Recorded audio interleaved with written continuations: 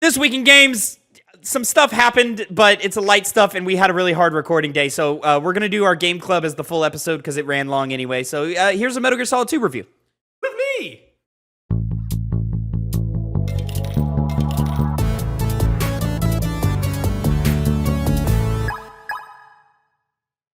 What's poppin', players? Welcome back to the Two Penny Game Club. This is our 30th episode of the Game Club. This is, of course, your monthly video game book club in which me and my fellow hosts here on this panel, we play a video game in the background during a month, and then at the beginning of each new month, we come to you with a review and rank it amongst the other games that we've played in the series. We've done games such as Final Fantasy VII, The Last of Us, Chrono Trigger, Portal 1 and 2, Super Mario 64. We've done 30 of them now. Please go watch. There's a playlist down in the description below. Make sure you click on that and check all of those reviews out. This month, is Metal Gear Solid 2, The Sons of Liberty.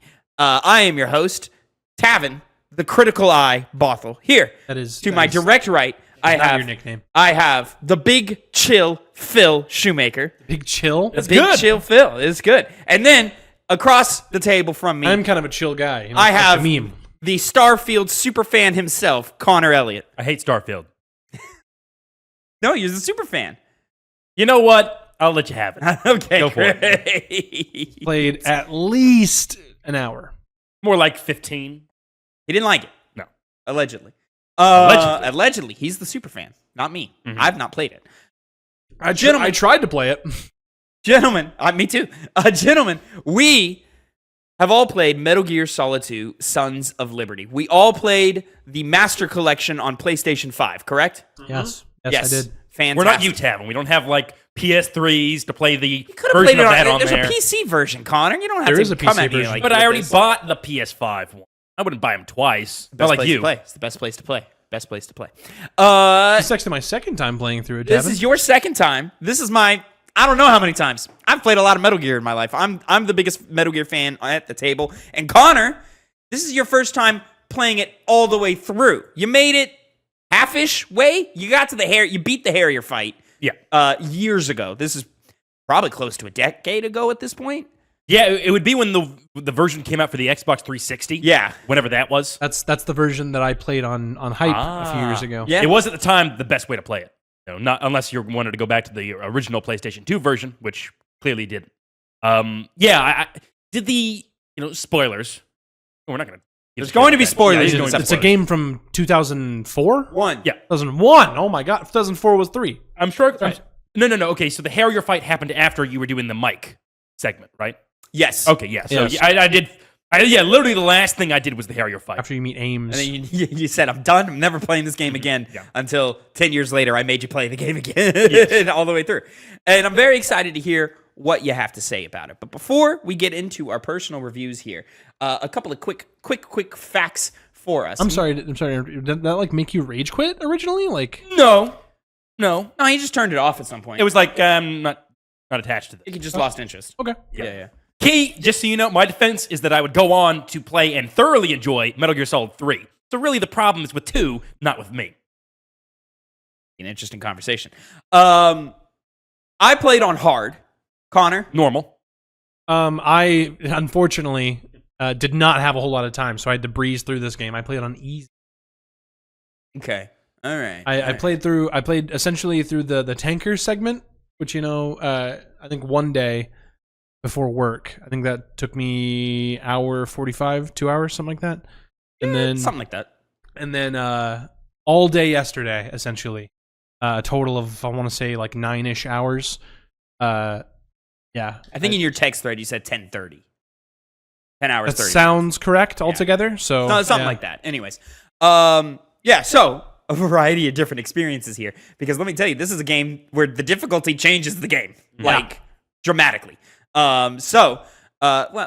Dramatically, like in terms of like actually in a lot of ways. Enemy placements, how many enemies, the damage you take, the damage bosses take. Enemy AI is smarter on harder difficulties. Makes sense.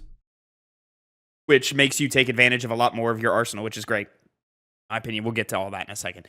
And then I think I used 4 different weapons in my playthrough. Maybe 5. No, 5 if you include the sword. Trank pistol, regular pistol, stinger missiles. Probably an assault rifle at some point. M4 / AK-74. Yeah. And then the sword. I think I used the grenade launcher once. I'd never used the grenade. I used the grenade launcher against once. a bunch of the Tengus. I used it a little bit against Vamp this time around. That's when I used it. You used it against Vamp? Yeah, it works all right against Vamp. I did not. I You didn't need to. Vamp died in probably 4 shots. No, liar. No, because I used the tranquilizer pistol on all the enemies, on all the bosses. Still, the difference between hard and normal is like 10 shots. 10 headshots. It was at least I had to shoot him at least 8 times, at least. Oh, okay, maybe. The number of shots may like not mean so much the lower you go. You know what I'm saying? Like it only travels up. Right. You know, so like below normal, it's probably there's probably less of a jump from easy to normal as there is from normal to hard. I'll say playing that Vamp fight, I don't want to like get too far into like the review, but I forgot that his knife will stick into your shadow and make you not be able to move. I forgot about that. And bosses have not more moves, but they just take more advantage of their moves. So like Vamp was throwing those sticky knives at me all the time. But see, that's the thing. That was incredibly easy to deal with because of the grenade launcher. It would take out both the dagger and when he was walking to you, damage him at the same time. And so I would just wait for him to get close and just do that, and it was very effective. See, he wasn't coming at me when he stuck me to the ground. He was dancing around in the That's what changes in the upper thing. And also, he's got a move. I maybe knew this, but I didn't like know it. He's got a move where he throws like 5 knives at you at once.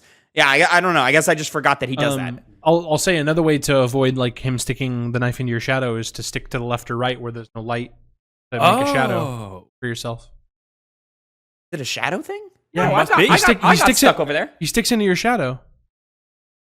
He does do that. That is true. If he throws the knife and it sticks into your shadow, I just thought it was a straight line. He said the line that he said was you can't run away from your shadow or something like that. Oh, interesting. See, Kojima, Never have put that together. Interesting.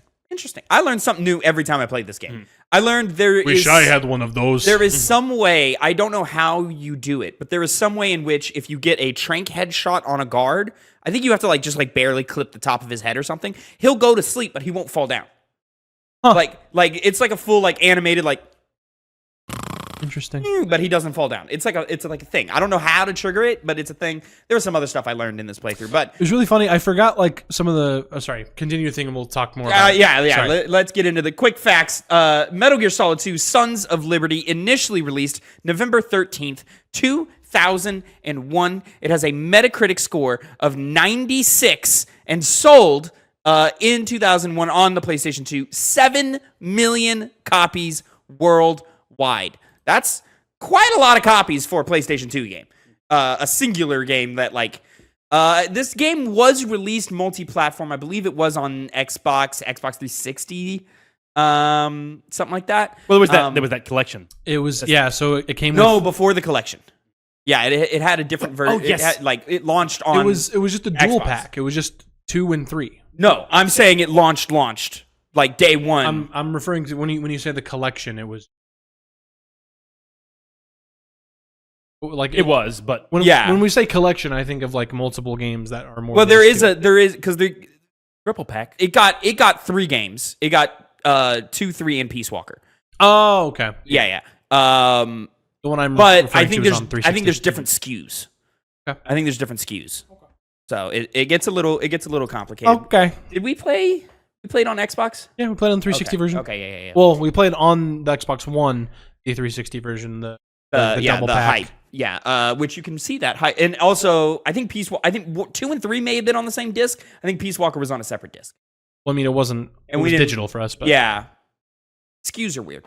Anyways, you can watch Phil's first time ever playing Metal Gear Solid 2 live on the channel right now. Our old hype playthrough. That footage. Got to dig through those playlists. Yeah, it's old.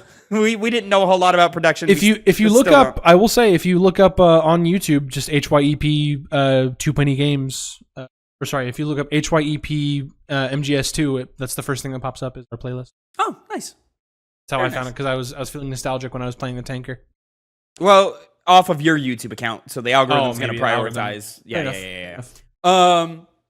Anyways, ladies and gentlemen, let's get into our review. I'm going to go ahead and start it off first because I probably am the highest on this, I'm going to guess.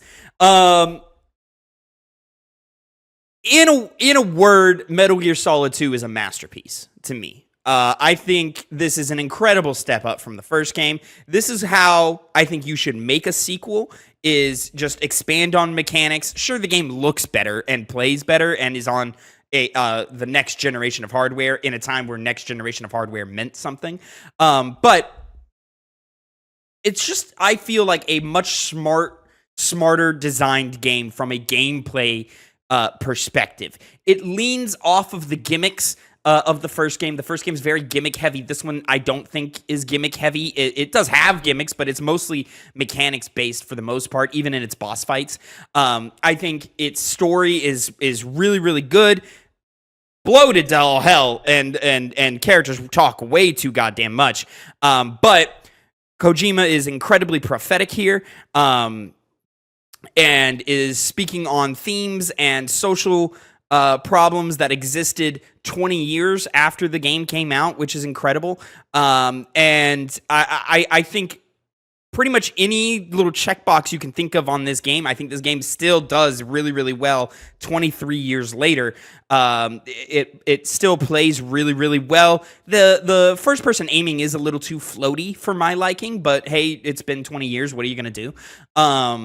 And just moment-to-moment gameplay, the game is ingenious. Like, it rewards you for creative thinking. It challenges you in ways that maybe you as a player were not expecting. And I just think overall, this game nails what it means to be a stealth action game.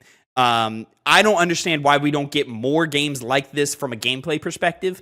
I don't understand why this is not a formula that is replicated again and again and again, because I truly think that this game is just a blast to play. I enjoy it stem to stern. I love replaying it. Even if I go through and skip cutscenes and so forth and just focus purely on the gameplay experience, it's so much fun. And I mean, we have to talk about just how bold the game is, not only in what they're talking about, in terms of how the internet age is going to affect the world, how information control is going to affect the world, but like the choice to not throw away, but to bait and switch you, which we do have to talk about because the game was heavily advertised as the return of Solid Snake, and then you don't play as Solid Snake as the game, but they still put him in there. He's standing right next to you. It's an incredibly bold choice. I'm a big fan of it. I would understand how on a first time through, or if you didn't know, it is completely disorienting, but I love it. I don't love Raiden as a character in this game, but the choice, whiny. the choice, the narrative, the themes, the sort of meta narrative that's happening when they talk about what it means to interact with a video game, what it means to be a player in control of what you're experiencing, what it means to craft your own story as a human being, and I've lost it. I've lost it. Anyways, I'm incredibly still blown away by this game today. I think this game is so good. My biggest issue with the game is also, it's a double-edged sword because I also find it to be positive, it is full-blown Kojima. He is off the leash. He's doing whatever he wants. And while I think that allows the game to then be unabashedly creative in ways that no other video game is, it also means that Kojima won't shut the fuck up. And my biggest problem with Kojima as a writer is he doesn't let subtext be subtext. He has to explain everything he means, and he would be such a better writer if he would just learn to leave some mystery in it. Like, have some questions that don't need to be answered. Let your themes speak for themselves. They have plenty to say, but no, he just insists on just point blank telling you what he's talking about, to the detriment of the narrative at times. But sort of like a pro-con weighing, weighing out the negatives and the positives of that, I would rather this than having than not having it, because it allows Kojima to just do the most off the wall artiste. How did you even think of that? Sort of things. I wrote down some quotes in this game, gentlemen, because there were works by vibrating the small muscles of your inner ear. Yeah, there were a couple of banger lines in this game, and I had to write some of them down. In the conversation with the president, there's a line about even if a pawn becomes a queen, it is still just a chess piece. Pawns can never become players. That's fascinating to me. In the medium of video games, they're talking to us. Even though we are players and we have choice and we are role playing, you don't really have choice. Like, the game still has a set ending narrative. No matter what video game you're in, you're on the path that the game developers give you. That's super fucking interesting. And then how, that kind of relates to like where you're born, how you're born, who you're raised by. It's so political standings. Yeah. A lot about genes.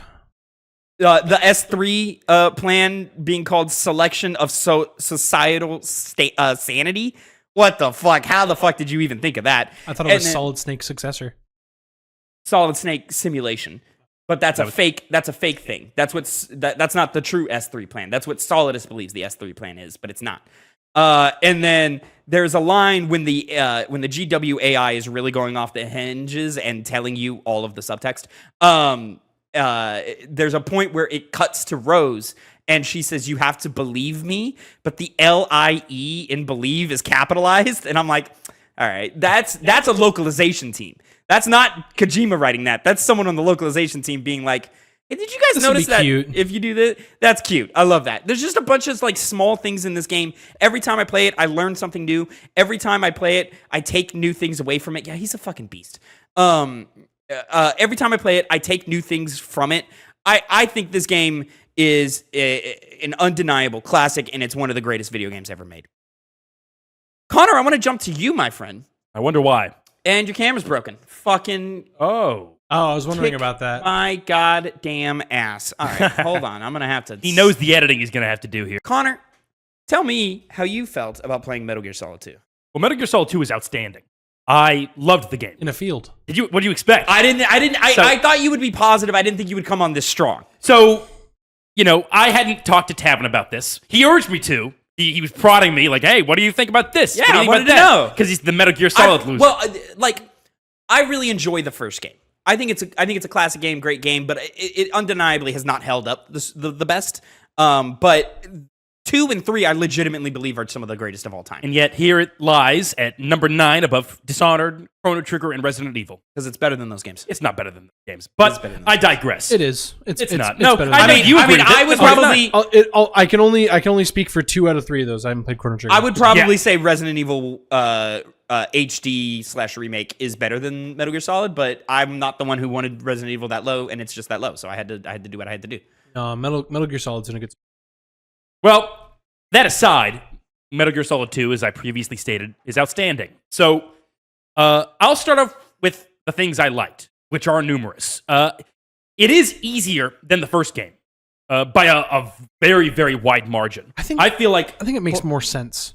More sense, as in like gameplay-wise. It does, but at the same exact time, the area that you're accessing, the big show, it seems on the outset that it would lead to a quicker death spiral whenever you get found out. But I found that just the way the game, like how the enemies died and how easy it was to dispatch them, just in those narrow corridors, made it to where anytime I would get found out, I would only die if I wanted to die because I kept damaging health. And I was like, I'm just not going to waste my time with this. Sure.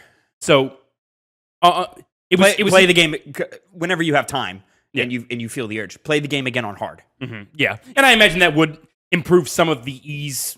It would. I mean, you're still not dying to regular enemies like that, but boss fights will challenge you a whole lot more. Fair enough. Which, aside from the enemies, using the stealth mechanics of Metal Gear Solid 2, as you said in your bit of the review, it improved itself beyond the first game. Obviously, you can still, you hide in lockers, you tap walls to make sure they get over there, and, distract them from wherever they're at. But the inclusion of a first-person shooting mode, similar to Fallout New Vegas from Fallout 3, severely enhances the gameplay, the moment-to-moment gameplay. Whether it's just taking out guards while you're silently moving around or dealing with those more higher-octane combat moments, it just works better for what the game tries to do. I guess I said I was starting out with what I liked. The combat, as is the case with Metal Gear, clearly it's not the way to be played. Doesn't really work all that well. Which is like when you're not stealthing around, is what I'm saying. And that really comes into play with the boss fights, which, particularly in Metal Gear Solid 1, were pretty lackluster. And I was overall kind of coming into this game thinking that with Metal Gear Solid 2's boss fights. But by the end of it, I went from liking the boss fights. They weren't particularly interesting for the most part.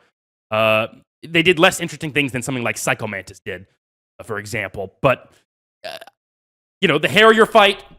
Yeah, I'll just start out. I'll go all over the place. Fuck being likes and dislikes. That's lame stuff. The Harrier fight sucked cock, just like how it did back in the day. It's bland. It's not that It's bad. fine. That's the thing. Honestly, it's kind of boring. That's the thing, and that's why it sucks. It's just this bland, boring fight. It's an improvement off the Apache fight in the first game. Hind D fight. Who cares? It's a helicopter. They say it like that's one of the first lines in the Apache game. is so much harder to reach for than Hind D. Literally, a Hind D. Apache sounds cooler, but find where the ship's going, lock onto it with your Stinger missiles, and then you shoot it. And then when it attacks, you hide, and it's incredibly easy to hide as well.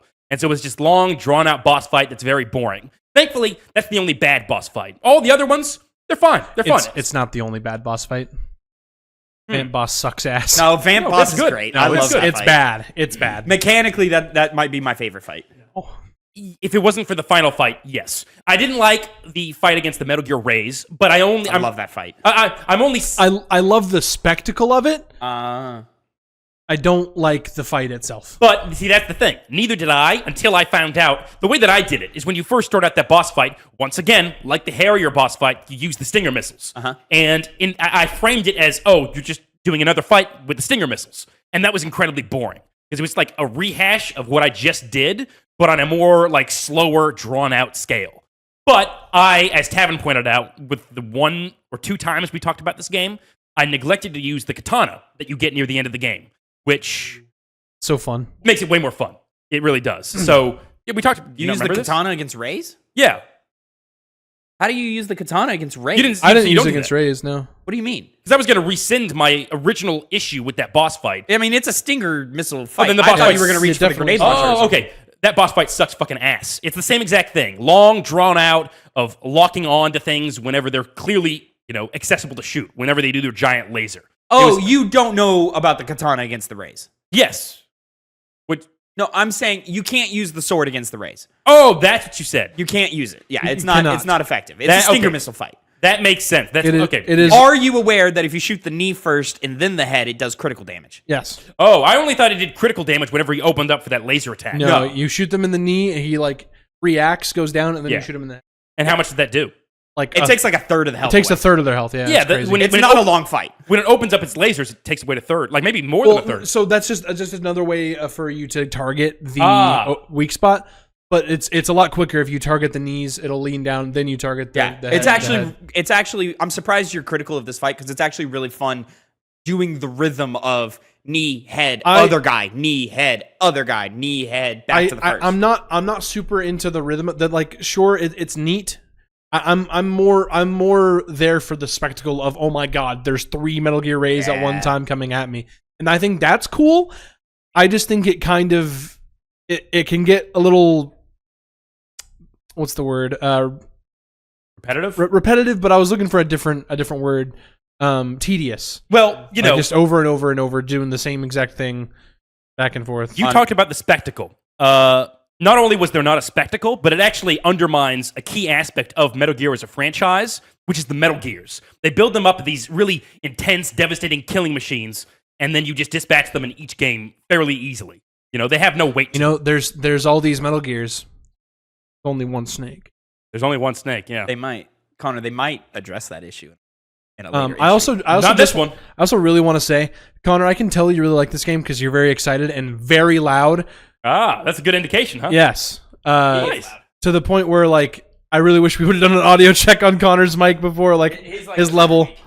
And then okay. in that case, I feel like I have to hide my microphone You do. from him. You do. Fair enough. In that case, I'll put a gate on it in the edit and see if that fixes it. And then here I'll lower my voice a little bit. So Like project, I love it. Like I love that you're excited. It's just I'm taken aback. Fair enough. Yeah, it kind of comes out of nowhere. I know. But yeah, that undermined Metal Gear as an enemy, and as the title card of the game, the franchise. That's probably not the best decision to make. But beyond that, the narrative, just like the first one, was incredibly entertaining and stuck with me the entire way through. Metal Gear Solid 1 does it better in terms of its delivery, because Metal Gear Solid 2, as we kind of stated before, just goes on and on and on at some points with information that's not really relevant a lot of the times. 25-minute cutscenes. Exactly. It was so bad. It's long. Yeah, it's really bad. At the beginning of the game, I was fine with it, but as it kept on doing that and got longer... Oh, it gets worse, yeah. Yeah, I know. And then you're like, well, you can be, as you said, have a little bit more subtext in there. Not exactly... As soon as they get to Arsenal gear, it spikes. And you go, Jesus! Like, you finish that fucking Ray boss fight, and then you just put down the controller for half an hour. Yeah, literally. Yeah. But I kind of appreciate Kojima, yes, but just game devs in general... experimenting with, well, how long can we take the controller away from? And now this goes too far. The balance is wrong. By far. The balance is wrong. We go too far. Probably worse than 4. I think this game, and maybe even the first game, allows devs to feel emboldened enough to trust that the player will hang on in their cutscenes long. I think that's why we get some of the meatier narrative games like Last of Us, like God of War, and why like later games, years later, feel emboldened enough to be like, no, this game's story matters, and you're not going to fight anything for 15 minutes, but there's a reason for it. Which, before touching on the story, I'll finish up gameplay real quick, because even though the action combat isn't that great, the core of it being the stealth gameplay, it's fun to just sneak around. It really is. Evading the enemies, even if it is kind of easy at the end of the day, it's just a fun thing to do, and it flows very well, moment to moment to moment, room to room to room. And so, for a game that can get a little bit long in the tooth with its narrative and its dialogue, that goes a long way. Which, even though the dialogue does go a long time, in many instances, the narrative is very interesting in how it unveils, especially the number of twists. They're not like grand, like it changes every like perspective of like the universe of Metal Gear Solid. I disagree. Oh, yeah? I mean, the twist that you play as Raiden, I think, does. Well, the whole twist of like, this is just the first game again, and them going, yeah, we know. Like, there's a reason for that. Like, I think that the both of those are very grand.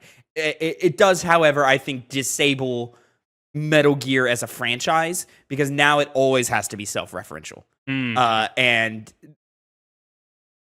I said this to Connor last night, Phil. I believe Metal Gear Solid should have ended at 2. I think this should have been the last game in the franchise. Now, I'm glad it didn't, because Snake Eater is my favorite video game of all time, and I think it's the best of all of them. But immediately after 3, you see a sharp fall in quality, and it never comes back up. I could see the argument maybe made be like, let the present day story end with 2. That I think is more important. Yeah. Because the big boss games I think stay interesting. Yeah. Keep going. I'm fine going back in time from where we started. Or let's leave. Like let's do something new in the Metal Gear universe, but like let's get away from Snake. Let's get away from Raiden. Let's get away from these characters. I don't know if I don't think you can separate it. I really don't. I don't think that I don't see a world where we have a Metal Gear game and there isn't a big boss Snake Raiden character, right? We're like, it's not. Oh, it's another a different clone of. I mean, I think if it's. I mean, I think if it's just a that face has to be there somewhere. See, but I feel like 2 is them breaking away from Snake and trying to go in a completely different direction, but then fan backlash was so strong against it that they hard corrected in the other direction. Which, to that point, right, the replacement of Raiden as Snake overall is a negative thing. Now, Raiden's not a bad Snake character. is back. He is back. He is back, just not in the way you expect. Snake is just a... Oh, there it goes. Well, can we pause that for now? I don't know. Keep going. He spilled beer all over his all over keyboard. It's pooling right there under the Inigo or whatever the brand is. Inland. Yeah. Okay, now that we've figured out all of that, this is going to be the most technical mess of a show that we've produced in a long time. And Stop spilling your beer. I'm upset about it. Connor, we cut you off talking about narrative. Where do you want to go from here? Well, I didn't find it like the twists that the game had to offer to be extremely grand. They were delivered in a way where I wasn't just like, come on, you're just making up twists to make up twists to get us, to have that, M. Night Shyamalan effect where people just talk about that and nothing else. Twist. The twists themselves made sense with what had been spun up until that point about the Patriots being this, wide-reaching, shadowy organization that controls everything from the shadows. It sent off that idea of who the Patriots are very well with uncovering that all of the events that took place are all, a training exercise, basically, while also at the same time being meta, and it's like what the narrative is trying to say. Which, to that point, one of the greatest strength this narrative has isn't those twists, isn't the characters, which I'll get into a little bit later. It's the fact that it was so spot on. I mean, very often, we've had conversations on this podcast about games at the time, right? Games at the time like Mario 64 that had lots of problems with how it controlled, just being a byproduct of the fact that it was entering into the new space of 3D gaming. Even still, I was a detractor of the game as a whole because of that reason. This one, it's once again another conversation that has to be had in reference to the time, which was the emergence of the internet. There's an anime that exists out there called Serial Experiments Lane. This and Metal Gear Solid are pieces of media at that period of time that were just so easily able to predict how technology was going to influence the dissemination of information and the mixture of that between reality and fiction, the virtual world. More so in Serial Experiments Lane's case. But the point is that, in a period where information is so numerous, it's hard to parse through what exactly is the truth. And it develops this by pointing out that the Patriots, this shadowy organization that goes back hundreds of years, being able to control all of these events, is scared at the onset of all of this information coming out because it would disassemble their power of being able to control people with specific wording and specific messaging. So Kojima at the time, 2002 was when the game came out, right? Even more impressive, was able to predict all of this. And even though he gets very preachy in the narrative, in any other game that not only wasn't a Kojima game, but also a game where you wouldn't be as right as you are in the context of things, would have made me leave saying the writing was pretty bad in that sense. Because, again, if you were watching, if Final Fantasy VII, right, if it expressed its themes the same way Metal Gear Solid 2 does, people wouldn't be talking about that narrative Shut as well. the fuck up. Yeah, you'd be like, come on, I get it. Planet, it's the environment, it's in danger, blah, blah, blah, blah, blah. Shut up, as you said. But Kojima's able to influence that. It's able to add that Kojima charm, just like the first game was able to do, to make it to where, even if it's kind of ridiculous, when you step back and see what exactly is going on here, you're on for the ride. You would, if you play that game again, never watch that again. You would skip past it immediately. At least I would, because it's just so long just to sit and listen to dialogue. Not only just the whole every once in, I mean, I agree, because I skip a lot of cutscenes and stuff when I replay Metal Gear games. But every once in a while, every 2-3 years or whatever, when I do go back and revisit, sometimes I'll be like, it's been a minute. Let me reevaluate what's going on here. Sure. I also started playing these games when I was 13, so my understanding of them and my understanding of Kojima has changed dramatically. This dude clearly has daddy issues. He probably does. Oh, all right, yeah. But to take it further beyond themes, characters, right?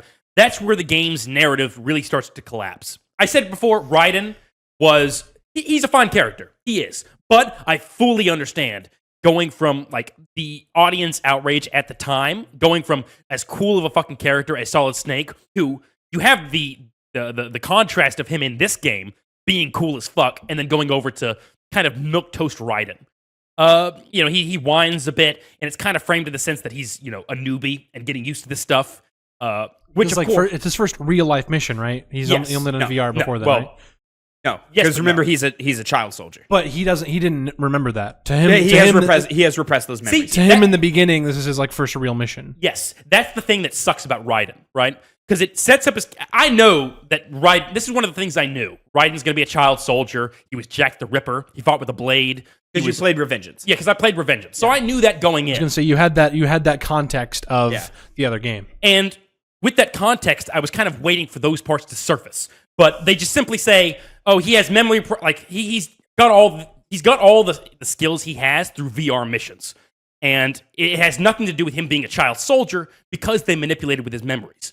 But at a certain point in the narrative, when it's time to unveil who he once was, they do this weird thing where even though it says his memories were manipulated, he immediately goes in to talk about uber specific details. You're talking about him talking to Rose? Yes. So, it's like, okay, so I killed... I was so afraid of the person I was with hating me or something like that. It's not even just that. It's that he then goes and says, they made us watch like movies of action heroes to kind of give us in the right mindset. that's what you do to child soldiers. Yeah, but it's like that framed in the context of his memory being altered, it immediately drops. So his memory's not altered.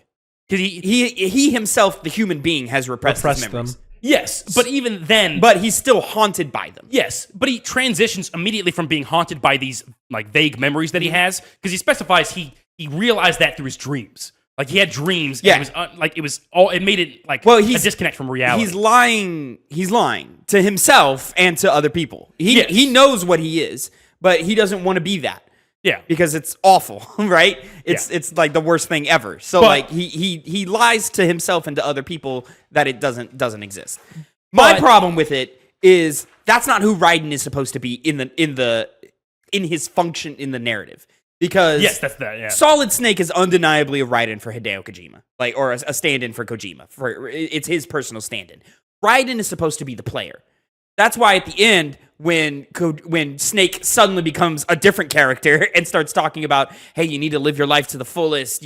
Yes, the past happened. Maybe it wasn't fair to you, but it's up to you to change that and make a new course in life. He's talking to the player because I would assume, and from what some preliminary research I've done, Kojima did not have a good relationship with his father, and this game is him rising above his familial issues and sort of laying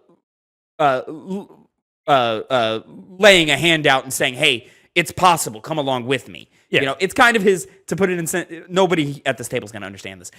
To put it in context of like a Kendrick Lamar, Metal Gear Solid 2 is his Mr. Morale and the Big Steppers. I mean, to me, I actually kind of get that more than you might think. There you go.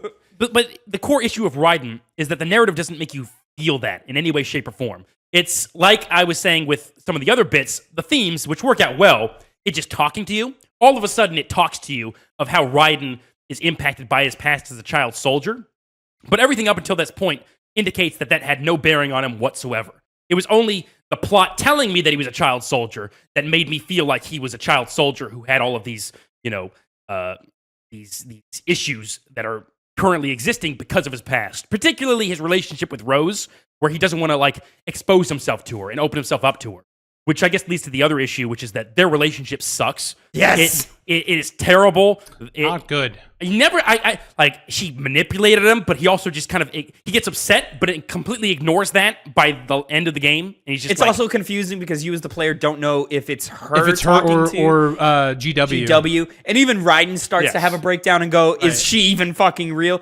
All of it is confusing and messy. And then it's tossed out the window in the final moments. Yes, I agree with you. Yeah. Am I wrong in saying that this is the most melodramatic any of the MGS games get? No? More than the first I'm one. not wrong?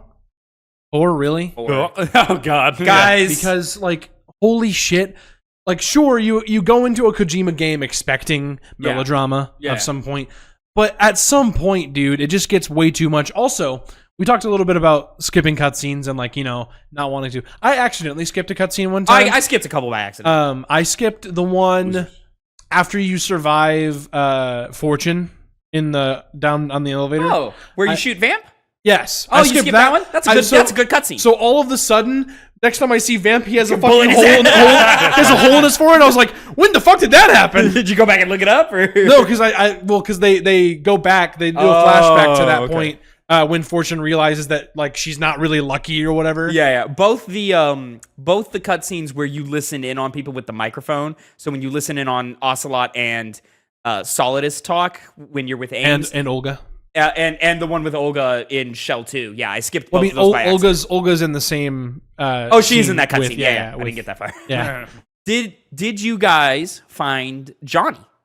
No, I did not. Do you both remember who Johnny is? Yeah, he shits his pants. He's the shits his pants guys. He's in this game twice. There's a trophy for listening to him twice. Listening to him twice. I'll go ahead and tell you. I looked for him in the Ocelot and Solidus. Solidus. Yeah, he's hard left. There's a bathroom. I looked for him. There's a bathroom behind the stage. It was weird because I was like, I was turning the camera as much as it would to the left and right, and it. He's not like all the way left. He's just like mostly left. Okay. Like maybe if you start looking at the in. stage, you've gone too far. He's in between the stage and the wall. Okay. And then the second time you see him is when you're watching over Emma as she's crossing the water bridges. I believe the first time she goes around a pillar and she exits your sight, switch to the microphone, and she has a conversation with him. That's like funny. they meet each other. He goes freeze, and she goes and then he shits his pants. I think you showed me that in hype. I probably did. Also, when Snake shows up on that, if you pull the microphone out and listen to him, he's like muttering to himself of like, do I need to clear it with Ocelot before I ask her out? And I'm like, bro, Otacon, excuse me, Otacon. And I'm like, bro, whoa. Okay. Sorry, real quick. I made this this observation last night.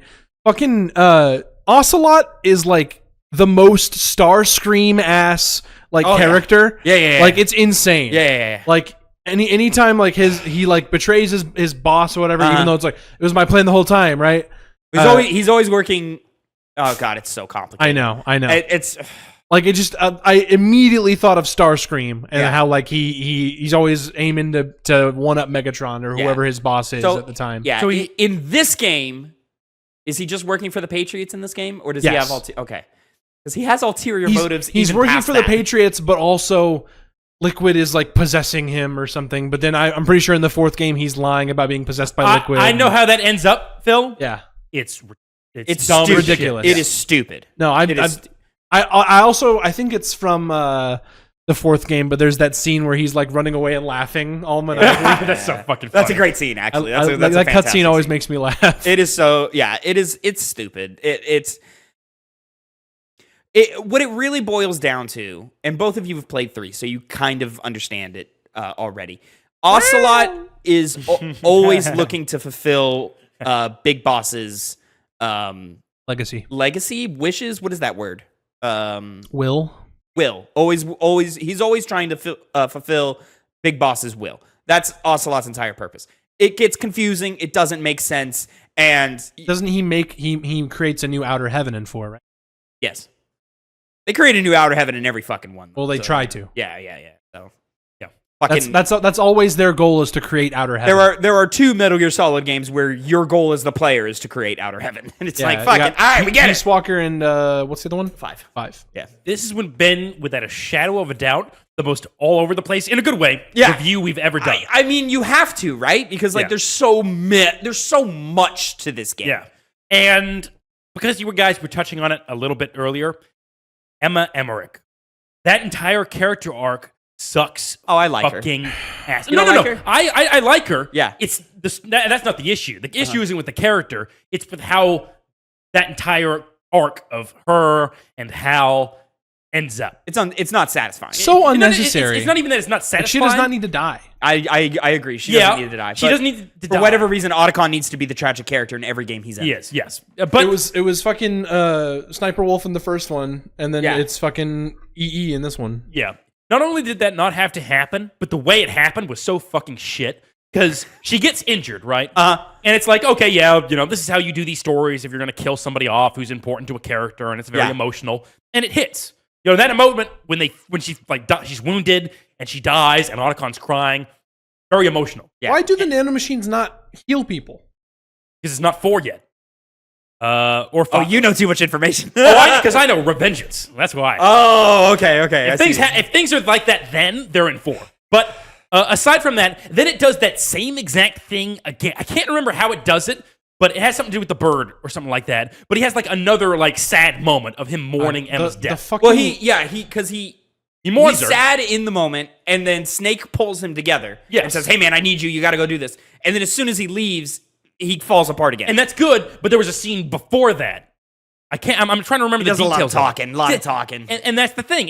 That's what they do. Because then they do like this the whole backstory with his stepmom. Yes, that's it. They do that How backstory. he cucked his own dad. Yeah. Yes, they do that, which in and itself isn't a problem, but it's just told to you through Kojima dialogue, which is the only time it really becomes a negative when you're in this super emotional moment and you've just dealt with the death of a character who, even though you didn't develop her that much, it mattered a lot to Otacon, who you really like. Just Otacon's reaction alone would have been enough. It would have been. You didn't need the story with the stepmom or the dad who killed himself. Yeah, and that's key because that breaks up that next moment you're talking about where he rallies with Snake, but then leaves and here's the parrot like basically repeating what she would say when she was lonely. Oh, that's what triggers it. Oh my god, it's good. No, that's the thing. It's good, but the fact that it just breaks it up with that backstory shit makes it to where I rather than being sad, I was like, "You're doing this again? You just did this a second ago. Why is this?" I don't just thing again. The fucking icing on the cake is at the end of the game when you see the bird flying away. Mm-hmm. See, I don't understand the semblance of that. Like how he let it free. How she's free? More like no, not her, but like the fact that he set it free. Just dumb. It's weird. It doesn't have like deeper meaning, but it's like, oh, he was walking out with a bird, and now you see it being free. But it's got to be tied to. Moment. But it's got to be tied to Raiden becoming free as a character. Probably, but it's like no, that's not true. He's tied down with a baby mama. He is not free. True. Yeah, true. He's going to have a kid. And by the way, I'll say this in Revengeance. Can I ask a question? Potential like future spoilers. Yeah. Do we ever figure out what the fuck happened with Olga's kid? Yes. Okay. I thought you were going to say something else. Now, I'll tell you, this game is a great setup for a sequel, or has a great setup for a sequel, where it feels like Snake, Raiden, Otacon are going to go team up and go save Olga's kid. All of that happens off screen. Love it. Love it. Good one, Hideo. Even worse, the whole like, I don't know how it goes down in 4, but the whole fact that Raiden has a family in Revengeance, they do the right choice, but it's just like, oh, they're off safe somewhere else. I'm going to go back to cutting the shit out of people. I was going to say, it's so weird, too, because I remember in a trailer for Revengeance, he's, like, in a studio apartment by himself. Never happens. And he's, like, cutting up an apple or something with, like, the blade and shit. Maybe a DLC, but... it was a trailer thing. I'll tell you guys right now. I like Raiden. He's whiny and annoying and stuff, but, like, as a concept, I like him. My name's Jack Raiden. I also don't see him as a character. I see him as a stand-in for the player and like the whole meta narrative part of it. But because the game has sequels, he becomes a real character, and they ruin him in 4. But he's got a terrible story arc in 4. He's also a character in 2, and it's just not done that well. It's also not. But I also think that's because Kojima's not a strong enough writer to juggle these meta narratives as much as he wants to. Kind of a core issue when your game is very much carried by the narrative, and you fail in your main character. It's so bonkers and creative and interesting, and there are elements of like pure gold in here where you're like, fuck, dude, he's in his bag. And then there's elements of like, what the fuck are we doing?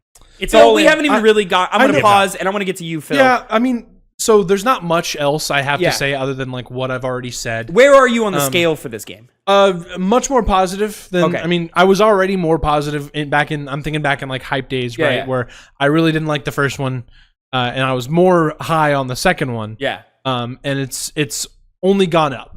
Like as far as the gameplay goes, I think it's super fun to sneak around.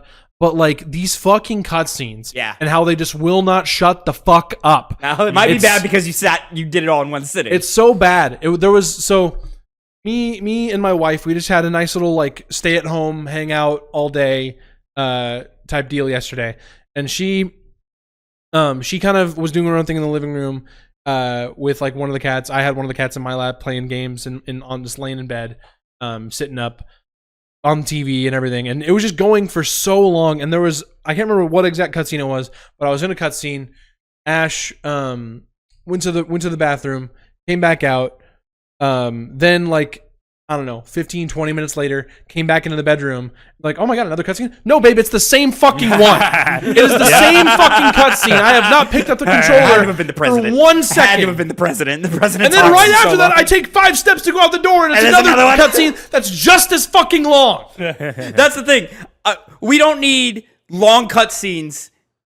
They end. You take 5 seconds, and then the colonel calls if you. you're And gonna you go, make fuck. if you're gonna make these long ass cutscenes, just put them to fucking together. Yeah. Put them together. Give me 40. Give me 45 minutes of just cutscene. Let me know before it happens. I don't need an 8-hour game with a 3-hour film in the middle of the game. Yeah. I don't need that. Or if you're gonna break it up, put more gameplay in it. Yes. Like we haven't really talked a whole lot about It's- level design. I love the big shell. I like it too. I love it. Here's a cool stealth room, figure it out. Yeah. Each room is a puzzle, and you got to figure it out. Give me 10 more shells. One of my favorite parts of the big shell, like specific like room types. I love the storage area. Storage room is awesome. Storage room's great. I also love it. It's really, really simple and really, really easy. But I love the conveyor belt room. That's probably my most difficult room to get through. It's so I feel fun. like I trigger an alarm every time I walk in there. It's so fun. I love being I love the cute part of like you can use a box, stand on the thing, and then go on the conveyor belt in the box. It's fast travel. It's so fun. Yeah, it's cool. It's such a neat idea to like take the little quirk of Snake being in the box. Yes. And using that. Yes. It's very, very cool. The game is ingenious. I also remember when we played on Hype, I remember there being a point where you're talking with Snake on a codec, or Pliskin on the codec, and then you turn around and you see him sneaking in the box. I was looking for that on this playthrough, and I couldn't find it. Now that you say it, it does ring a bell, but I don't remember where. See, the big shell. It's good. It's not like spectacular, and it's the only downgrade from 1. I think Shadow Moses is more iconic. It feels like a real place. Yes, exactly. Yeah. The issue with the big shell... I'm taking big shell every time, though. The atmosphere of Shadow Moses is better. It is, but even just the design of each room, it just feels like it's very samey for the most part. There's certain standout rooms, like the ones you guys designated, but other than that, it's just like the same connecting bridge. I'll give you the bridges are all very, very similar. Boring, yeah. But it's when you get into the struts themselves that I go, oh, yes, fuck. I love them. Like I know what each strut is, you know. Like I love strut D, which is the sediment pool. I love when you get to the main shells and like the like B1 is the one with the 3 guards and you sneak around and you like. I love, dude, lockers. Are you kidding? We didn't even talk about lockers. Yeah, lockers are fun. Badass. Did you kiss any of the photos in the locker? I didn't know until Tavin told me. There's a trophy to have Otacon catching Snake jerking off. I saw that in the trophy list. I don't know when is that like. It has to be tanker, right? Like, yeah, it's in the tanker. Yeah, you have to basically like stare at one of the pinup posters for long enough, and then call Otacon, and it's Snake literally going, "What the fuck?" and Otacon going, dude. Do you not have anything better to do right now? You're on a mission. That's wild. That's wild. I hated looking at your face while you were doing that. It's awkward. It's very strange. I really hated that. Why are there so many posters of half-naked women in this game? I don't know. So That's many a posters. Kojima question. Okay. That is the fucking cafeteria room, dude. Literally, like office spaces, fucking naked women on it. See, that's one of the most respectable things about Kojima. I'm not even bullshitting. The fact that he's like, I like women, and he pushes them. As much as he does, whether it's 1, 2, 3, or 4, he's a guy who knows what he likes and he lets you know what he likes. It is cool until the woman is an actual character. Why is Fortune running around in a skimpy bathing suit the whole time? This is supposed to be a tragic character that I feel. Fortune, terrible character. It's a Navy uniform. Yep. It says U.S. Navy on it. It's atrocious. I think Olga's a strong character. Olga's probably one of my favorite characters, like in Metal Gear. Yeah. I genuinely like her. I love her. I like her motivations. That she's like, she doesn't like Snake, but she is there for her child. I think she's underutilized. I agree, and that's what I was just going to say. So. I do like. I don't like that she dies in this game. I don't either. Wait, she died in this game? Yeah. Oh, it was her fighting the Metal Gear, her death. She gets shot in the fucking face, dude. Yeah. Oh, Fortune. No, Olga. Olga. Gralukovic. When Raiden gets tired during the Ray fight, the Ray comes up to come step on him, and she jumps in and gets involved and interrupts it. Yeah. And so Solidus jumps in and does the fucking tentacle. yeah, on her face. grabs her by the neck with the tentacle, and then pulls out a P90, shoots her in the face. It's very brutal. I never saw Look at this that. guy. Look at this guy judging us for skipping cutscenes. This motherfucker. I didn't skip anything, though. You press the X button at some point, motherfucker. Or he like looked away or something like that. Something. I mean, there are a couple of times where I'm like, he's just fucking answer this text message. There were so many times I was like, no, oh my god, they just will not shut up. no. You see, that's the thing. Because that's what you guys would do. My eyes were on the screen every moment. Even Clearly during not. those long cutscenes. Yeah, you Clearly didn't not, know 'cause Olga died. That's the thing. I had to have... Dude, it is a graphic image too. It is graphic. I had to have skipped it. Yeah. I had to have. I didn't skip anything. Apparently I did. Yeah. There you go. Jesus. He said, "What happened to her?" Overall, I was much more positive on like the gameplay itself. Yeah. This time I felt a lot more like Stealth gameplay. yeah, the stuff. You That's the didn't gameplay of this game. What are you talking about when you're like? No. That's the You gameplay almost of this spilled this game. here. But I almost did. But there is other things than just the stealth combat. There is actual combat, which you sometimes go through. Gunplay. You're talking gunplay. Gunplay. Not only during getting found out, but during boss fights. I never heard your opinion on it. Do you think that's solid? Snake. I think overall, I think it's fine. It's certainly a lot more serviceable than it was in the first game. You mentioned I think it's genuinely great. It's just a little old. You mentioned how floaty the aiming was. Yeah. I was like fucking nailing headshots. Oh yeah, I'm nailing over and over. headshots, but I've been playing this game for 15 years. So. But we weren't. There was something about like this only being my second playthrough. I was fucking murking dudes. Nice. It was insane. I was like, oh my god, I cannot believe I cannot believe I was so bad the first time through. Yeah. Like I was also like I think just confidence in like knowing how to play these games now. I think because I was like looking a little bit at the old playthrough and I'm like walking on eggshells. Like it's insane. Just scared of every Yeah, angle. and I'm in this game. I'm there's I can't remember what exact timer it is. It's one of the like before the Fat Man fight, I think. So probably the one to strut A, Either that or the rush to E to the heliport. maybe I think it was towards the heliport because Okay. I was literally just like If it's pre or post Fortune. I don't remember Okay. because I know I know Fortune is right after you disarm the one under the submarine. Yeah. Or you freeze it or That whatever. bomb's in a different place depending on your difficulty. Interesting. I remember it being somewhere else because I was like I think it was in the vent area when we played through on hype. I don't know. There's also more bombs on hard. Oh, okay. But Which is weird because the cutscene says 6 and then there's like 12. but I was Not literally 12. There's like 8 or 10. I was literally just like zooming through each of the bridges. Like Yeah. I had some of the guards were like just conveniently either on the underside or like they looking just the other way. turned, or- Or yeah, like there's I think the one time I have to go through a sniper that's like coming toward headed or like aiming or kind of turns to the right and I'm still going forward where he can't see me or in that moment, and it was really good. I felt a lot better about playing through this game. It was killing me. These fucking cutscenes.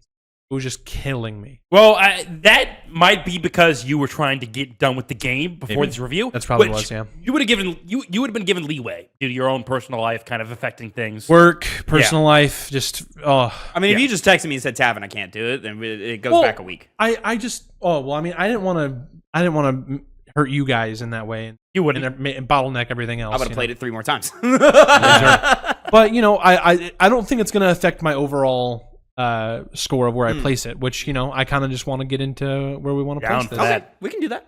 I'm gonna go last. Saying it right now. Oh, okay. I'm the first time playing this. I got to be the deciding factor. Very well. So if we go ahead and bring this bad boy up right now. Ladies and gentlemen, as you know, on this show, we rank every game we review amongst the other games in the franchise. The current list stands as so. There are 29 games on the Finished list. another one. No, I know, man. He just fucking slow down, enjoy And it. he wouldn't have to get up to piss if he didn't drink so I'm much. saying he's going to do it in between every show now. It's going to piss me off. Number 29, Fable. Number 28, Donkey Kong Tropical Freeze. Number 27, Prey. Number 26, Tomb Raider. Number 25, Alan Wake. Number 24, Batman Arkham Asylum. 23, Uncharted Drake's Fortune. 22, Halo Combat Evolved. 21, Dead Cells. 20, Shadow of the Colossus. 19, Mario 64. 18, Resident Evil 4. 17, Portal 1. 16, Banjo-Kazooie. 15, Ratchet and Clank. 14, Pokemon Soul Silver. 13, Severed. 12, Resident Evil. 11, Chrono Trigger. 10, Dishonored. 9, Metal Gear Solid.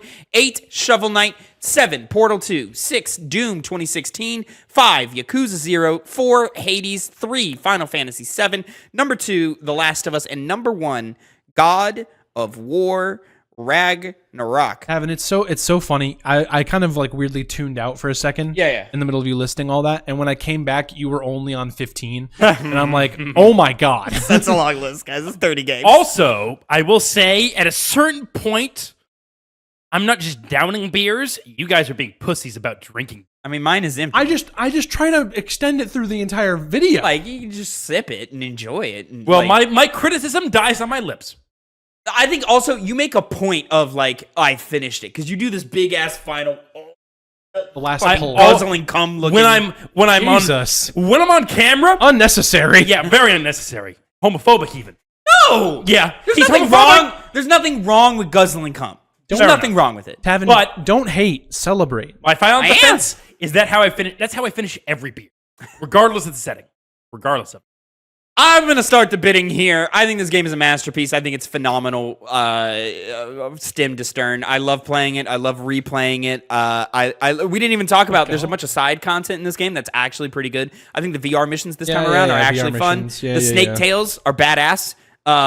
They vary in quality, but they're badass. These are like little non-canon Just missions. like real snakes. They're They have different tails. They're non-canon missions where you play a snake and they like reconfigured levels and boss fights, and they tell like these like cool little spy stories that Snake goes on. What if? The first Yeah, one, the yeah. first one has multiple endings. It's cool. Never do. Same here. I mean, check it out. It's cool. We won't. Is it necessary for the platinum? You got to play one for the platinum. Okay. You have to Play play one. You got to play one. Yeah. On the PS3 version, you have to play all of them. Fucking shit. Also, platinum for the Master Collection version, way I was going to say, you mentioned that in Discord. And way easier. this one I might actually go for. I also still want to go for one. One is harder than this. Yeah, I know. Because you have to play every VR mission in I looked one. at the This one, at you the just list. gotta get first place in 50 missions. You just find a playlist you're good in, do those, and then they have the benefit of giving you to be able to play as Raiden and as Snake. So then like You only have to do 25. no, you have to do 50. Oh, okay. But there's not duplicates, but of the same ilk. So like they're different between the two characters, but it's the same style of mission. So if you're good at this style of mission, Okay. just do 20 instead of just 10 of them. Gotcha. I did a lot the hold up ones where you have to hold everybody up. Really easy. Really Breeze. easy. I'm starting the bidding, gentlemen. He was doing the wiggle. He was doing the item I wiggle. love the wig. I love the holding them up, getting the dog tags, getting the ammo, knocking them out. I also love if you knock them out, like if you beat them unconscious and the little like difference between that and sleeping. Yeah. But if they wake up from the little stars circling over their head, they raise a caution alarm. Not if versus they're if they're asleep. just sleeping. It's I must have dozed off. Yeah, fucking hilarious. Very funny. I would. There was a couple that I would like knock out physically and then put them to sleep. Yes, it's so good. I love that when you hold them up and then you like point it at their face, like, hey, give me your dog tags or whatever. Some of them go, yeah, fuck you. So you just have to shoot them in one of their limbs to like put the fear of God in them. It's fucking great. This game's so good. I remember he would tell me he would like torture some of these NPCs. It's harder to do in this one because they can only take Mostly in 3. Yeah, mostly in 3. Yeah, I torture people. I also accidentally shot one of their radios and I got the trophy for it. Oh, is that a trophy? Oh, cool. Yeah, their radios are on their back pocket. You can shoot it, so then when they call for backup, it doesn't work. Ah, nice. Doesn't work. Tavin, where are you gonna put this? Game's fucking great. I'm putting this at the new number 4, above Hades, below Final Fantasy 7. This game is phenomenal. It's what is the word I'm looking for? It's hyper influential, and it's bold, and it's fun to play, and it's fun to replay. I think it's a more important game than Hades. I think it's I enjoy, we've said the difference because Hades is inherently replayable. We've said the difference between like replaying and then like actually starting from scratch. Starting this game from scratch is fun. Hades, it's not fun to start from scratch. I don't agree. I disagree with that as well. Continue. Just give me all my then give me a menu option to be like, I know how to play the game, just let me jump into the meat. Stop slowly introducing them to me. There is a version of that like kind of lets you get stuff faster, but like continue. Its narrative is incredible. I think, Connor, this narrative is on par with Alan Wake 2. And it might even be better because of the time period that it's coming out in. And I think it tells a more interesting character story than Alan Wake 2. No, it does not. All right. Fine. That's one of the weaker parts of this.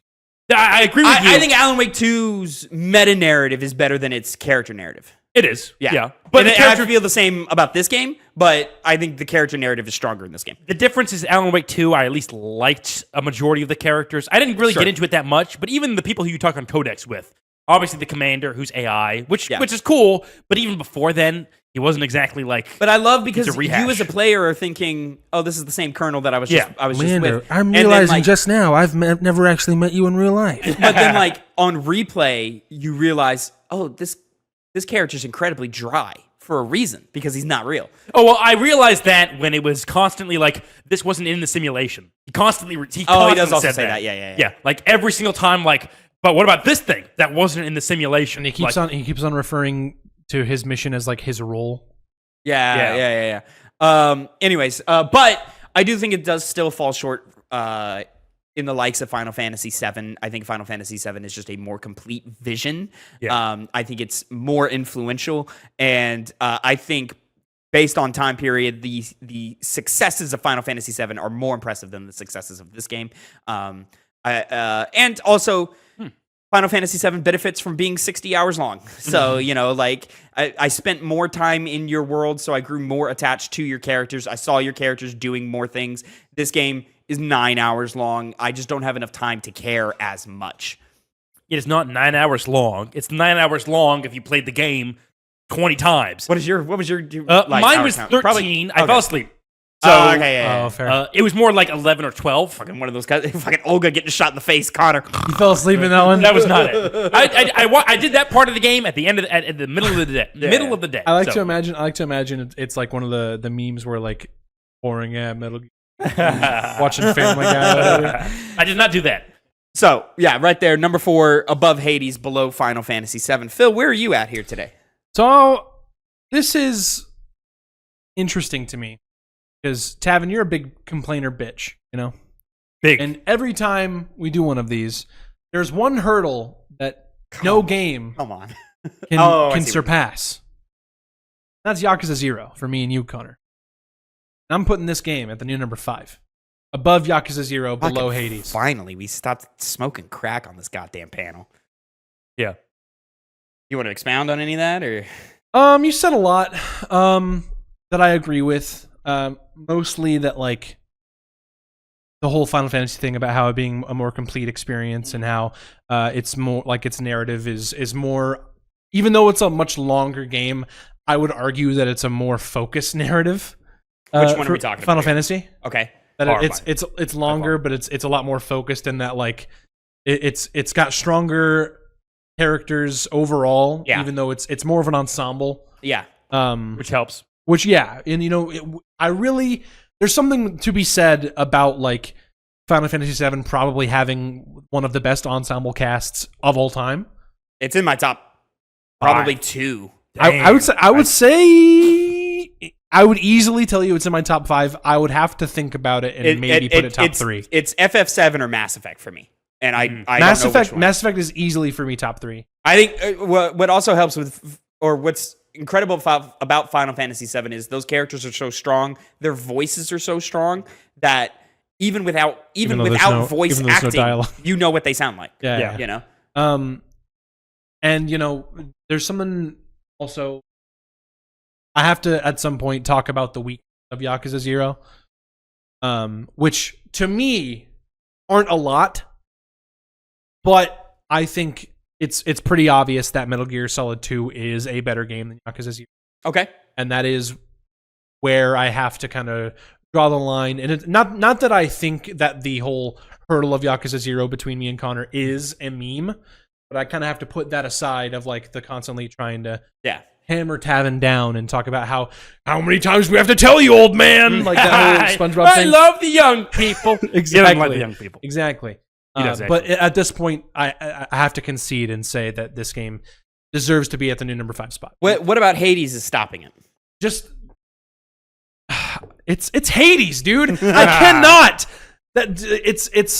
I can't disagree more with you talking about how it's not fun to restart Hades from 0, and it's just the amount of sheer combinations you can have in gameplay, and that it's so suited to literally any playstyle you could have in one of these action type games.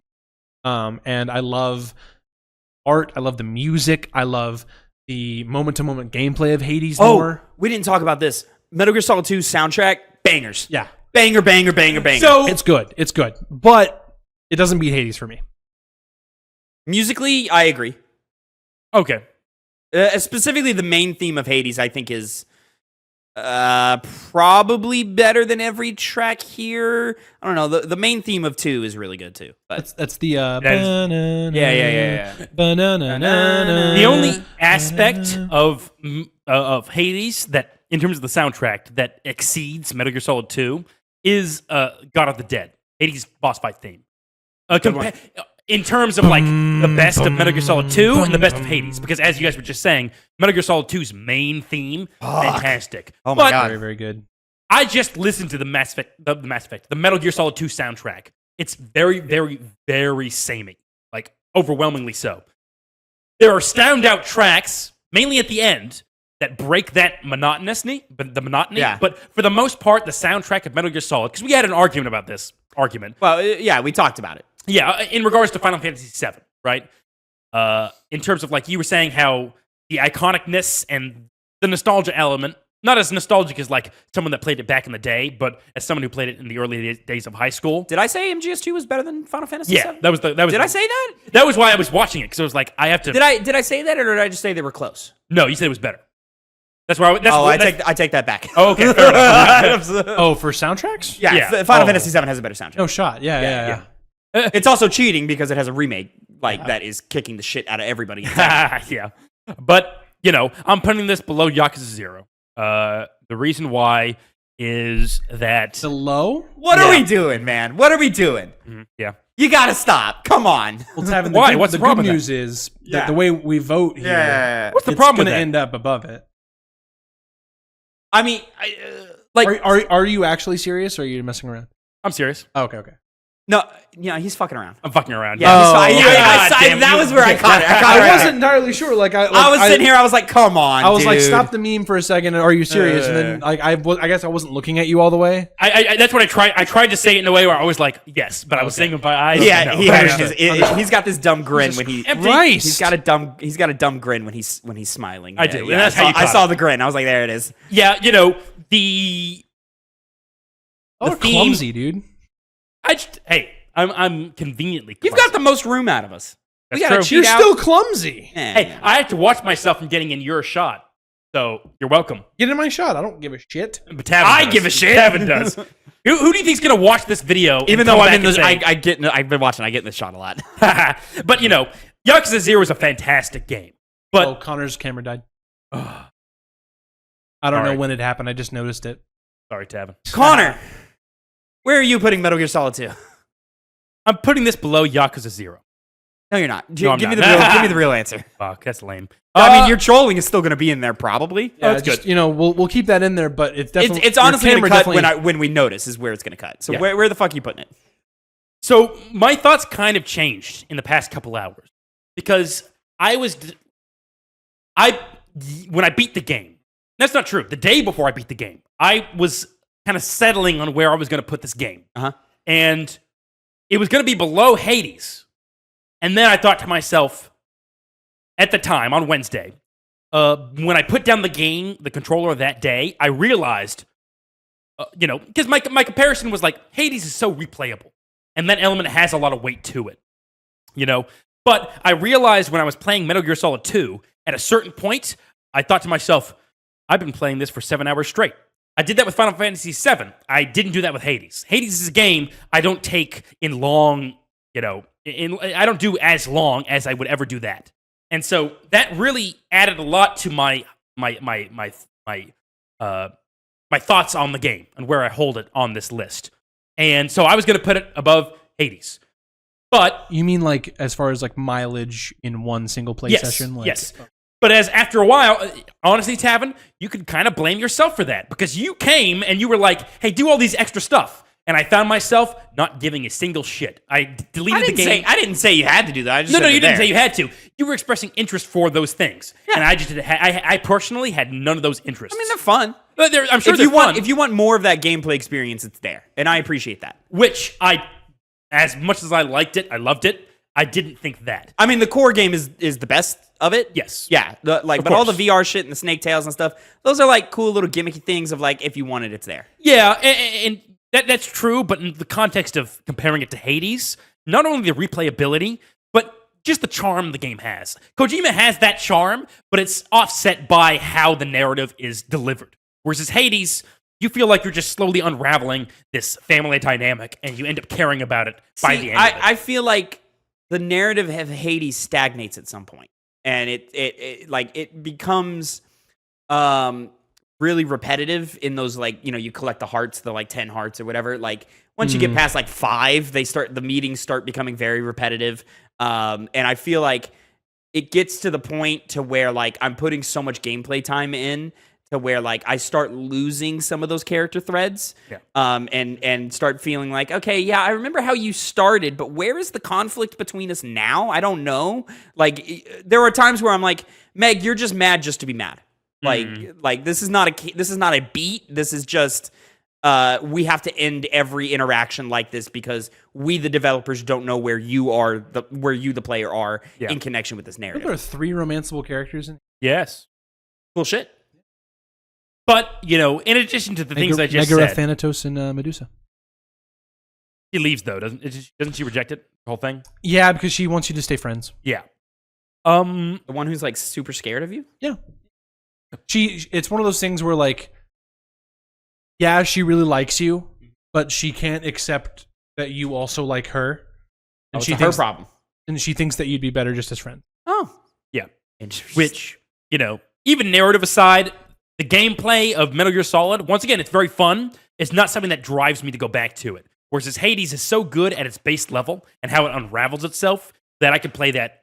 I play that to this day. I don't disagree, and Hades does excel in the like pick up and play. Even just raw gameplay way though.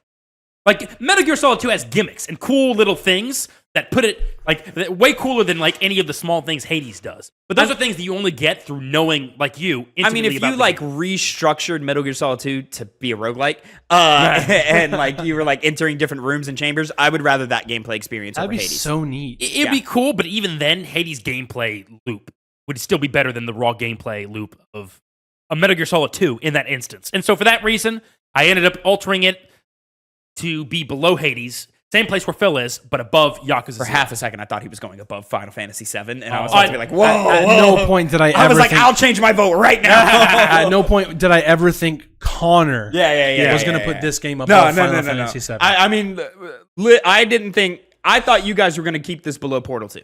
Really? Yeah, okay. yeah. No. So I'm very, very happy to land it at number 5. I will say, it's better than God of War Ragnarok. I put it above that. No. I would. I disagree. No. I do agree that God of War Ragnarok might be too high, but it's in the company that it's in, it's not that much higher than it belongs. That's fair. When you start breaking into that S tier, it's a sliders thing. Like and just where do you want more of this style of great game, or do you want more of this? Right. Yeah, 100%. It becomes personal preference. And then also, I think it to me, it's always a intention versus execution thing, I think God of War Ragnarok is the best executed game on the list.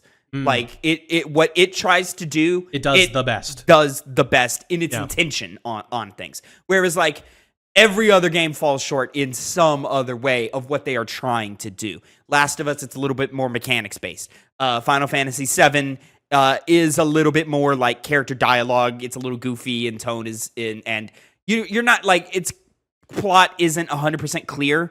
You could argue it's up for interpretation. I think it's bad writing, or not bad writing. I think it's poor writing crammed through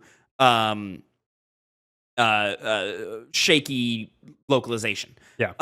And then, I mean, like I could keep going down the list, like on and on and on for each of those games, right? And like the problem with Metal Gear Solid 2 is the preachiness and just the never ending dialogue and cutscenes, and the balance from cutscene to gameplay is off. Yeah. Very much so. So that's what holds this game back. I think God of War Ragnarok, I'm enthralled from beginning to end, whether I'm doing the side quests, whether I'm doing the main mission, whether I'm just fighting shit. You know what? I'll take it back. Yeah. I'd put it below God of War Ragnarok. Mainly because of gameplay. Yeah. You mentioned the tiers. We haven't mentioned like kind of our, because it's not on the list, right? We haven't mentioned our kind of like tiers of the like section of the list. I'm curious now with the result of, you know, Metal Gear Solid 2 now being the number 5. I'd say that top 5 is the S tier of the list. I would agree. Yeah. Y'all fucked it up with Yakuza. Oh, no. Yeah. Portal 2 should be higher. Top 6 for me. Really? Yeah. Doom? I'm No. keeping no. He's In the saying, new he's saying list. that Yakuza. Oh, okay, gotcha. Yakuza's not an S tier. I would give it like A+. It's an A+. I don't know if I'm saying S tier for Fair Yakuza enough. 0. It's fucking phenomenal, and I adore Yakuza 0.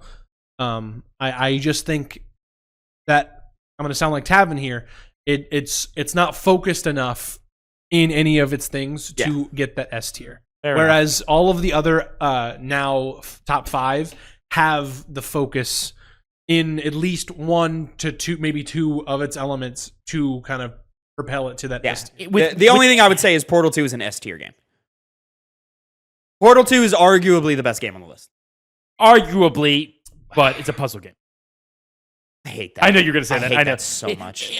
That's more in the sense of it's not as like diverse in terms of how fun you can have with it. You're being too like reductive in saying that. That's I know that perspective is rooted in ignorance. The key issue with that is Portal 2 presents one thing that it does extremely well, which is the puzzle games. Disagree. Beyond that, you know, it's good. All other elements, witty dialogue, strong characters. The plot is like generic as hell, but like it's still very, very strong in its characters and in its character writing. It's endlessly creative. It's endlessly challenging the player. You never feel smarter than the game. I'm looking at like. So we agree that S tier is 1 to 5 now, right? With Metal Gear Solid 2. Metal Gear Solid 2 being 5, yeah, I would agree. Where with does that. A tier end? A tier ends Resident Evil. Yeah. Severed is the top of B. But I feel like Pokemon is. not for me and Tab. No, Pokemon I don't deserves know. A tier. I think Pokemon's too repetitive. I'm only as high on Pokemon as I am is because of the version we played with the speed up quality of life like improvements to it. If I had to play it raw, it honestly it lands exactly where it is anyway. But like I think that cements it as B. Sorry. All right. Hey, I would put Yakuza 0 still on S tier, but in the case of the Penny's, game list, it's not. Your camera died fucking again. Yeah. Oh my Here, god. we're gonna move over here. Sorry. Moving on. Oh well, that's a bad actually. And then real quick, I would say C tier starts after Shadow of the Colossus. So Dead Cells is top of C. Okay. I'm with that. Is that okay? I feel like top of C is yeah. No, I'll give that one. Yeah. Yeah. D tier is Fable. Yeah. That's the first D tier game. Yeah, fair enough. Yeah. Arkham Asylum. Boom. Well, that is. Gonna say. But then I would have to put all those other games which are not D tier. Yeah, they're not. Yeah. So yeah, I would say that. So honestly, I'm probably gonna put some tiers on there now, and then so like I don't have to read off every title. That's good. And we can just kind of start. If we're like nearing a tier, I'll read Well, both I mean, tiers. I think this is a good spot to start doing that, just because it's the round 30. Yeah. The rounded. I mean, it takes a full 90 seconds for me to get through this goddamn list. Right. So It's only going to get longer. yeah, it just gets worse. So yeah, I think it's time to break it up. I'll put little cute colors on the letters and little lines it'll be cute. Anyways, I'm also going to start. There's going to be 4 columns next time. Yeah. It's just good. This is fucking ridiculous. Anyways, ladies and gentlemen, let us know how you feel about Metal Gear Solid 2 down in the comments below. SABC. It's 5, but Down in the columns, columns. columns. Yeah. Yeah, SABCD. It's 5. they're not going to be in the columns via their tier. Yeah. Fair enough. Where was I? The games. Hey, let us know. How is it? Where would you put it on the list? And how would you order your list? Let me know down in the comments below. Make sure you subscribe, like for more. Oh shit! You know what we didn't fucking set up, guys? We didn't do the wheel. wheel. We didn't do the fucking wheel. Oh I was wondering, like, God. That's not the games. I know. That's Hold on, not hold the on, hold on, Halloween games. list. That's the Halloween list, Hold on, Tavin. Fuck. Oh no! There's Fuck. porn up in the advertisement Oh section. God! Edit file. Where the It looked like fuck porn is for a it? second. Stream Game that. Club list. Oh God. Anchor wheel open? Did we delete it? Oh, thank No, God. no, we didn't delete it. Let me scroll through real quick to Have make we sure. put Ratchet and Clank? We will now. Can you put the Going. two in there? Oh, You're man. fucking things up. It did not work. Oh, Where did it go? What happened? Where did it go? Hello? What? I'm sorry. All right, can I? Maybe it's too many. What happened? Here you go. Inscription hit me. Doom. Kernel. Tad bit of The Bivissel. your thing's fucked. It's fucked. Oh no. All right. Well. Uh-oh. All right. Well, we'll, gentlemen, we'll use our brains. I'll fix it later. We'll be smart. All right. Okay. We have to put Alien Isolation back on. Yep. Alien got to come back on. Gotta put Sonic Adventure back on. On. Gotta put Crisis Core back Crisis on. Core's got to come back on. Okay. Uh, What the fuck is Cruelty Squad? The one I added. Let's take off. For me, my veto. Alan Wake is Alan Wake 2. Yeah. Your 2 works. My veto. I'm gonna take off Fable 2. It's not. I trust me. There's worse games. It's not. You're not gonna hate it. It's a vast improvement from the first one. How do you know? Because I've played it. I've played it back in the day. Oh, okay. I played Fable 3, and it was also better. I don't know what I don't want in here. Connor, do you have something here? Metal Gear Solid 2 needs to be 3. It would be 3, yes. Yeah, I would just go with Breath of the Wild. I'll mix that one. Did You somebody you see passed that? it already. Okay. Yeah. Okay, perfect. Long game. Thank you. Yeah. Thank God. Shut up, Fucking Kevin. shit. Give me an RPG. Where's a big RPG I don't want to play? FF6 will. I thought you were about to go to Vampire. I was gonna be pissed. That'll play fine. All right. We're gonna spin it. We're spinning it. What are we playing? Of course, we alternate. Here it comes! There we go. What are we playing? It's not Vampire. BioShock! Badass! Okay. Interesting. That one will be fun. That Yeah. will be fun. So That'll as be you were fun. alluding to, Tavin, we do alternate month to month whether one of us chooses a game versus doing the picker wheel. Last month I chose Metal Gear Solid 2. This month the wheel picked BioShock. Next month Connor's gonna pick. Connor picking. Yeah. I wonder what he's gonna pick. I don't know. New number one. I'm so excited. Anyways, ladies and gentlemen, thank you so much for watching and listening. Make sure you catch us next time. Bye. We all know it's not gonna be number 1.